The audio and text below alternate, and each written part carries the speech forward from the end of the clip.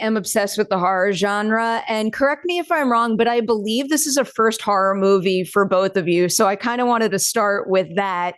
First, what surprised you most about the reality of making a horror movie? What it really takes to make something like this in full? I think for me, the horror, I sort of came onto set thinking that there would be this sort of heavy atmosphere and everything would be dark and spooky. But actually working on this set, it's closer to a comedy set.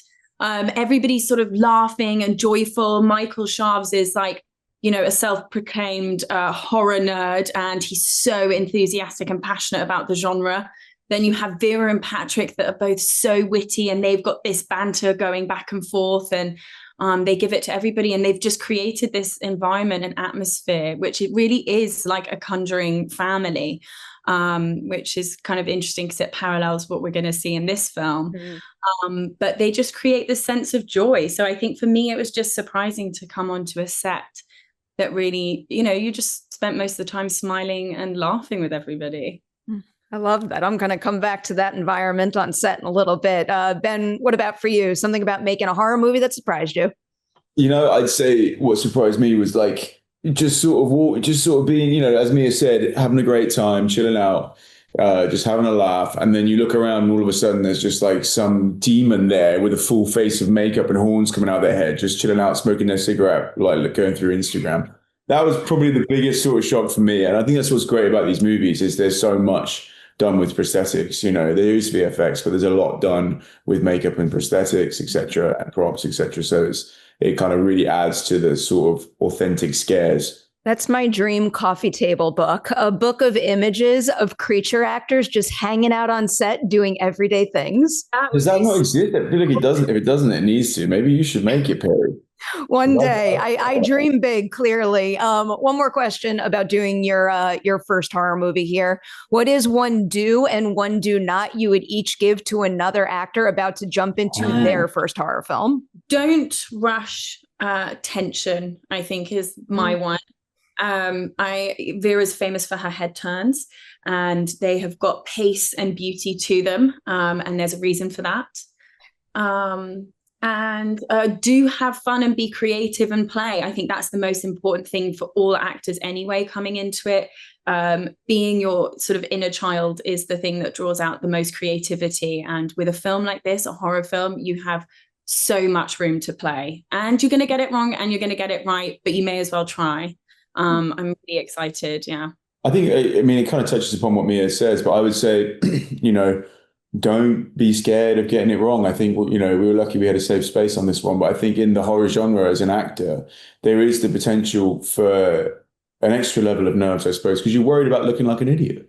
There can be a bit more inhibitions. Like when you're pretending to be scared by something that isn't there, that you're imagining, you are worried that you're going to look like an absolute donut, So I think it's sort of not, my biggest piece of advice would be try not to be intimidated by that, and just no matter what, just go for it. So that would be my do, go for it. Yeah.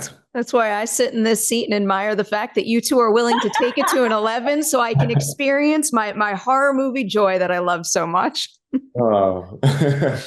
So, Mia, I want to come your way specifically now to follow up on something I was eager to ask you about from our press notes. Michael was explaining that originally you were brought in to audition for young Lorraine, but then he said that you told him, I really want to go for Judy. It's a part that really speaks to me. So two-part question about that. Where did you find the courage to ask that in such a high pressure situation like an audition space? And what was it about the role of Judy that spoke to you? That's so funny. I didn't know he talked about that. I know what happened was I went in for an audition for two roles, one being Judy, and I think I just felt connected to the challenge of Judy. I'm such like an outward expressive kind of person. I'm really highly energetic. I really struggle to keep that energy in. Whereas Judy is the opposite to that. She guards everything. She keeps it, the tension's so there and it's bubbling.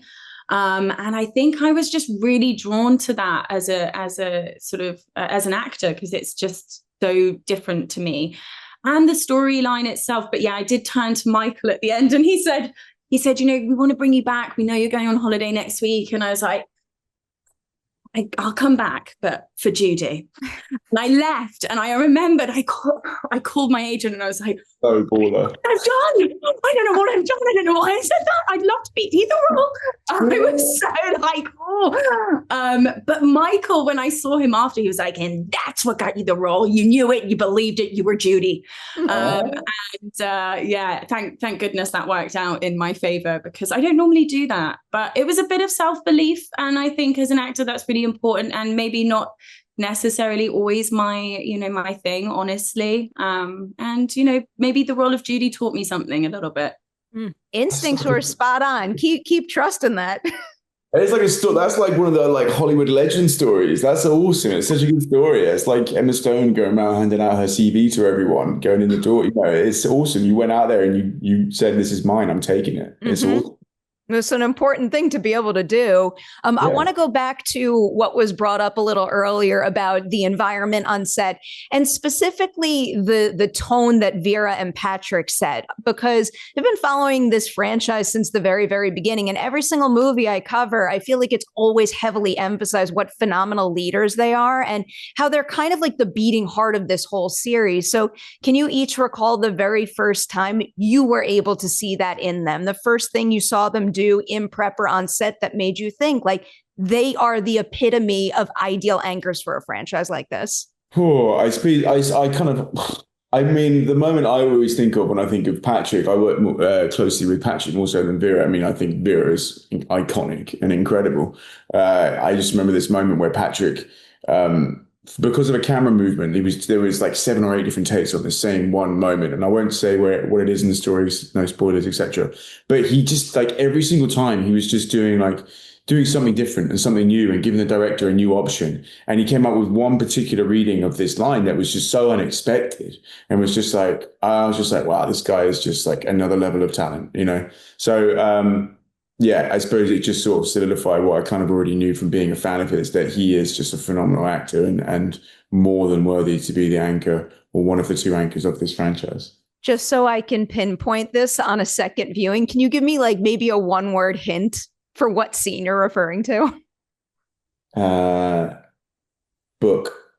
Okay. Book. Yeah. I'll take that. Mia, how about for you? Well, it's interesting because then I obviously had a closer working relationship with Vera, because me and Vera are more present in the film with each other, mother-daughter.